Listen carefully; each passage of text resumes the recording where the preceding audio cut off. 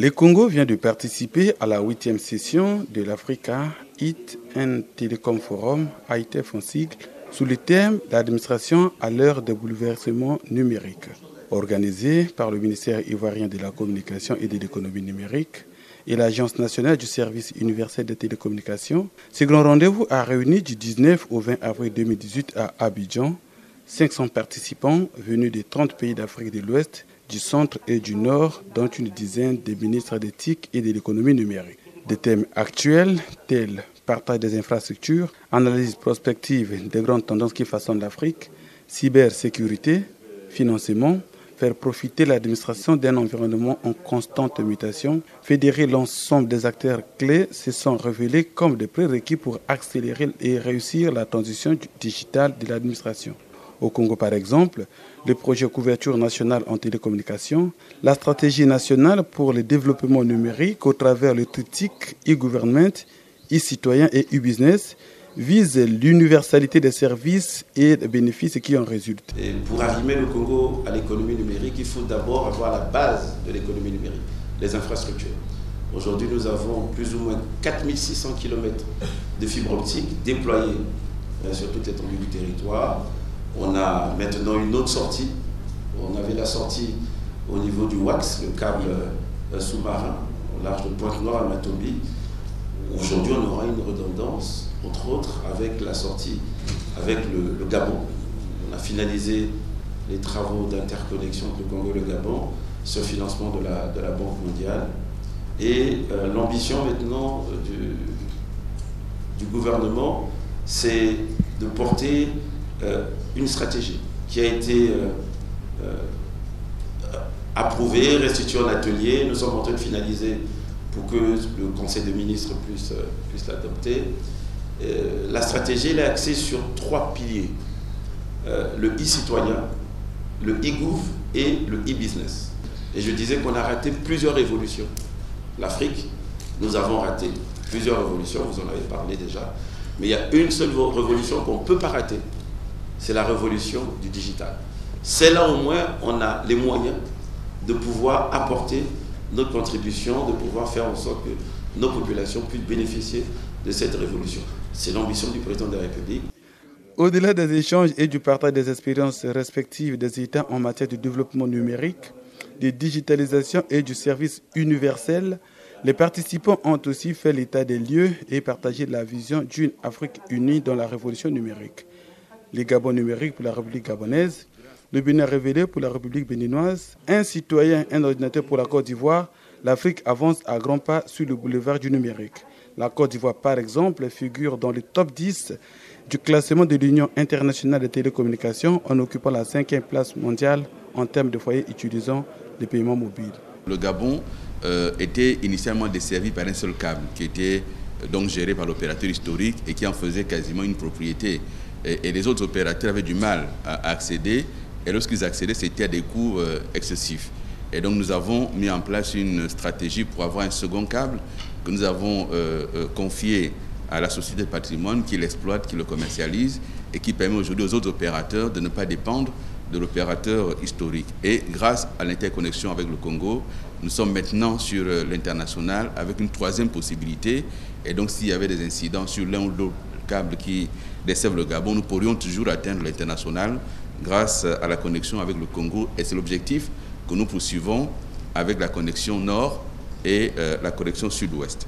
À travers la pénétration de l'Internet et l'usage abondant des transactions par les monnaies électroniques et le mobile banking, nous sommes aujourd'hui en train d'aider les citoyens à travers cela à accéder à des services bancaires en ligne.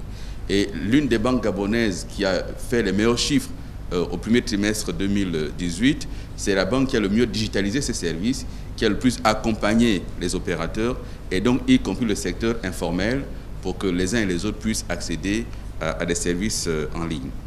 Et donc, à travers la législation que nous sommes en train de mettre en place, qui a déjà été adoptée, nous encourageons le commerce en ligne. L'encourager, c'est naturellement d'abord le structurer, le réguler et faire en sorte qu'il participe mieux à nos indicateurs de performance. La révolution que notre secteur de l'économie numérique est en train de connaître et à travers les différents projets phares que nous avons dans le Bénin révélé, qui est la vision du chef de l'État, son Excellence M. Patrice Talon, et de l'ensemble du gouvernement pour notre pays. Les actes prioritaires de l'économie numérique, du développement de l'économie numérique au Bénin concernent en fait 6 projets. Il y a un projet qui concerne les infrastructures numériques, le développement de ces infrastructures.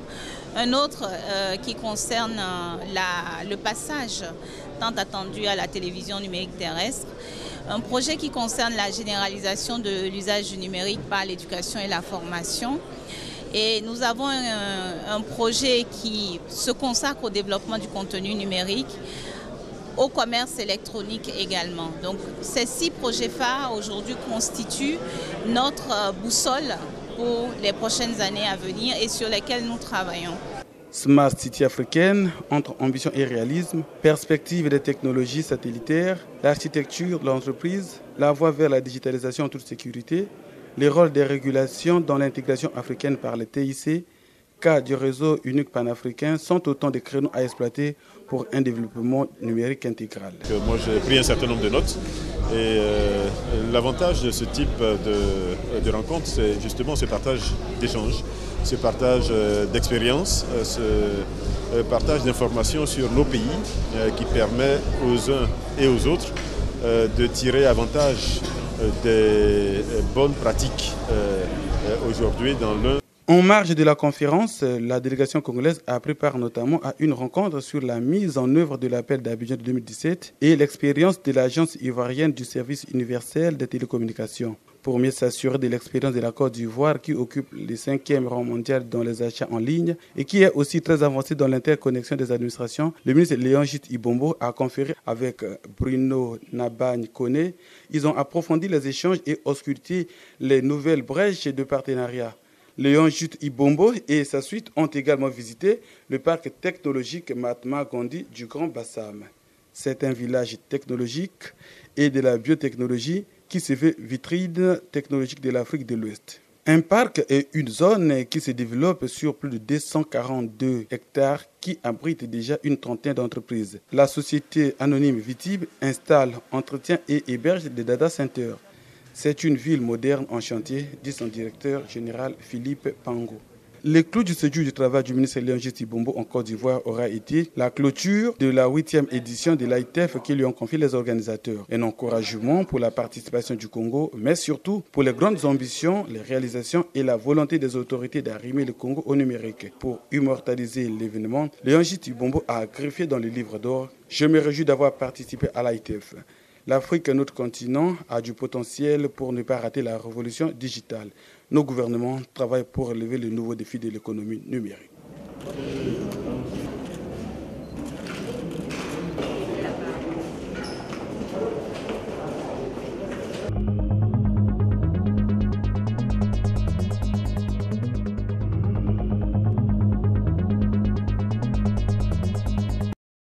La deuxième édition du Salon international des technologies, de l'information et de l'innovation OSIAN 2018 s'est tenue à Brazzaville du 17 au 19 avril dernier. Tenue sous le thème « Le développement économique et le défi de l'industrie du futur », cette initiative de l'association pratique a eu pour objectif de valoriser les effets numériques dans le cadre de la diversification de l'économie, de créer des plateformes d'échange et d'améliorer la gouvernance. OSIAN 2018 entend contribuer à la diversification de l'économie. Ce salon prévoit la création d'une plateforme des acteurs de la sous-région Afrique centrale afin de renforcer la connectivité et le développement de l'industrie locale de l'Internet. Ambition saluée par Léon Juste Ibombo, ministre en charge du numérique, qui a saisi l'occasion pour dévoiler les multiples efforts déjà entrepris par le gouvernement dans ce secteur. Le concept d'industrie 4.0 et l'Internet des objets transforment les activités des secteurs de la fabrication en leur assurant une plus grande visibilité du marché, une meilleure connectivité et une considérable marge de progression. La prolifération de terminaux de plus en plus intelligents, l'analyse des données, les solutions informatiques évolutives, la mobilité et la visualisation redéfinissent clairement l'avenir de l'automatisation industrielle, affectant considérablement le développement économique de nos pays. Cependant, ces avancées technologiques sont rapides et ne se font pas sans solliciter la main-d'œuvre avec de nouvelles exigences.